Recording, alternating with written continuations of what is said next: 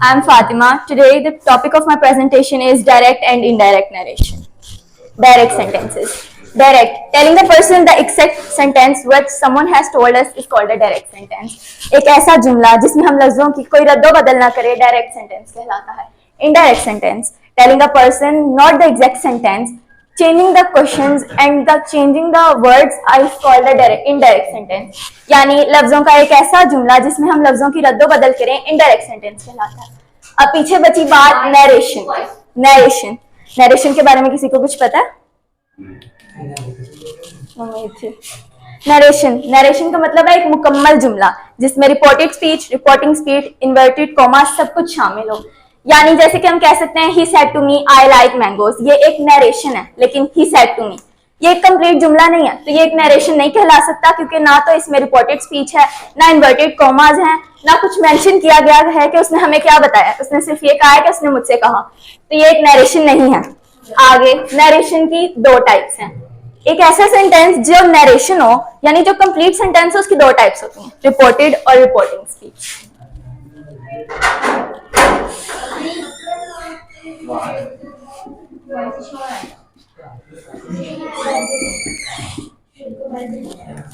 Sentence का वो हिस्सा जो रिपोर्ट इन्वर्टेड कॉमास के अंदर और रिपोर्टेड कहलाता है. यानी कि अगर मैं कहूँ he said to me I like mangoes, इसके अंदर जो हिस्सा इन्वर्टेड कॉमास के अंदर आ रहा है ना, हम उसे रिपोर्टेड स्पीच कह सकते हैं. और वो हिस्सा सेंटेंस का जो रिपोर्टिंग के बाहर है, बिल्कुल इन्वर्टेड कॉमास के बाहर आ रहा है, उसे हम रिपोर्टिंग स्पीच कहेंगे. Anyone doubts? Can I ask questions? किसी को मतलब है कोई चीज नहीं समझ आए तो आप क्वेश्चन कर सकते हो. Yes I can. Stand up.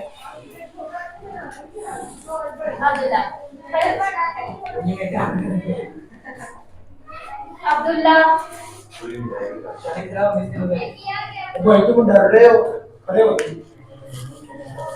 Stand up please.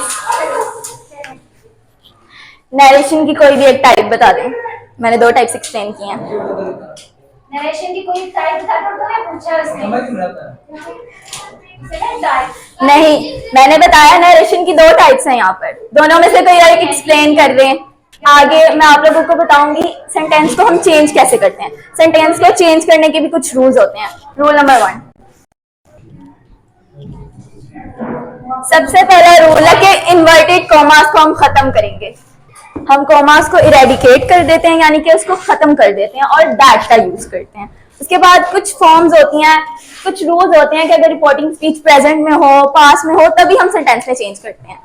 मैं आपको पहले डू नॉट बताती हूँ कि अगर इस तरह का सेंटेंस आ जाए तो हम चेंज नहीं करेंगे. इसके 3 टाइप्स हैं, प्रेजेंट, फ्यूचर और एक यूनिवर्सल ट्रुथ. यूनिवर्सल ट्रुथ की मतलब एक ऐसी चीज है जिसके अंदर हम तब्दीली नहीं कर सकते, लफ्जों का तबादला नहीं कर सकते. यानी अगर मैं कहूँ सूरज मगरिब से गरूब होता है या तलू होता है, तो उसमें हम कोई चेंज नहीं कर सकते क्योंकि वो एक कुदरती चीज है, तो हम उसे यूनिवर्सल ट्रुथ कहेंगे. या एक ऐसी चीज जो हमें फ्यूचर के बारे में बता रही हो, जिसके बारे में हमें आगाही नहीं है कि वो होगा या नहीं होगा, हम सिर्फ उसको बता सकते हैं होगा या नहीं, हमें इतना नहीं पता, यानी वो होगा ही, तो हम उसको भी कह सकते हैं कि वो प्रेजेंट में है या फ्यूचर में. उसके बाद प्रेजेंट में एक ऐसा सेंटेंस जो अभी हो रहा है, यानी कि अभी एक प्रेजेंटेशन हो रही है ना, तो वो एक प्रेजेंट का सेंटेंस है. और हम चेंजिंग तब करते हैं जबकि पास्ट का सेंटेंस आ जाए. जब रिपोर्टिंग स्पीच पास्ट के अंदर हो तब हम सेंटेंस के अंदर कुछ चेंजेस करते हैं. यानी अगर पास्ट परफेक्ट में आ जाए तो प्रेजेंट परफेक्ट में कर देंगे, पास्ट कॉन्टिन्यूस में आ जाए तो प्रेजेंट कॉन्टिन्यूस में कर देंगे. ये कुछ चेंजेस हैं जो कि हम रिपोर्टिंग स्पीच के अंदर यूज करते हैं.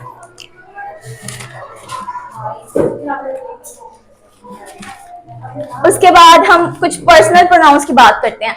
पर्सनल प्रोनाउन के अंदर 3 केस होते हैं, nominative case, possessive case, objective case.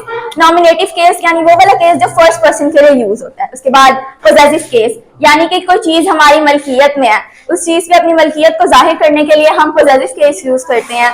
और तीसरा ऑब्जेक्टिव केस यानी किसी चीज को जाहिर करने के लिए, यानी किसी ऑब्जेक्ट को जाहिर करने के लिए जो केस हम यूज करते हैं, हम उसे ऑब्जेक्टिव केस यूज करते हैं. उसके बाद जो है नॉमिनेटिव केस यानी फर्स्ट पर्सन, उसके लिए हम आई वो यूज करेंगे.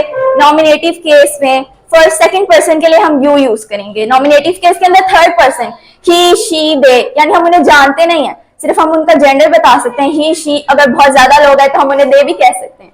इस तरह नॉमिनेटिव केस कंप्लीट हो जाता है। आगे पोजेसिव केस, किसी चीज पे अपनी मलकियत को जाहिर करना पोजेसिव केस कहलाता है।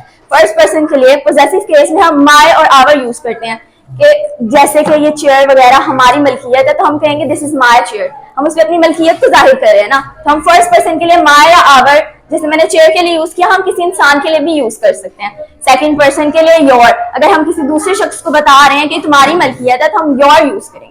और थर्ड पर्सन को बता रहे हैं हिज, हर और देयर यूज करेंगे। ऑब्जेक्टिव केस, यानी किसी चीज के बारे में अगर हम एक्सप्लेनेशन देना चाहते हैं ना तो मी एंड अस यूज करेंगे फॉर द फर्स्ट पर्सन, और सेकंड पर्सन के लिए हम यू यूज करेंगे, और थर्ड पर्सन के लिए हिम, हर और देयर यूज करेंगे। उसके बाद मैं आपको बताती हूँ पास्ट सेंटेंसेस। अगर हमारे पास एक पास्ट इंडेफिनिट का सेंटेंस आ जाता है ना तो उसे हम पास्ट परफेक्ट सेंटेंस में चेंज करेंगे। उसके बाद अगर हमारे पास पास्ट परफेक्ट का सेंटेंस आ जाता है तो उसे हम पास्ट परफेक्ट कॉन्टिन्यूस में चेंज करेंगे, और अगर पास्ट परफेक्ट कॉन्टिन्यूस में आ जाता है ना तो हम उसमें कोई चेंज नहीं करेंगे, और अगर पास्ट परफेक्ट में भी आ जाता है ना तो हम उसमें फिर नो चेंज करेंगे। Any doubts?